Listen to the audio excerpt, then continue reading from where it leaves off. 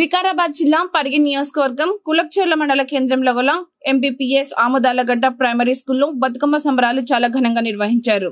స్కూళ్లకు రేపటి నుండి సెలవు దినాలు కావడంతో ఈ రోజు బతుకమ్మ సంబరాలను నిర్వహించారు. ఈ సంబరాలలో 1వ నుండి 5వ తరగతి వరకు బాల బాలికలందరూ పాల్గొన్నారు. దీంతో స్కూల్లో రోజంతా పండగ వాతావరణం నెలకొంది.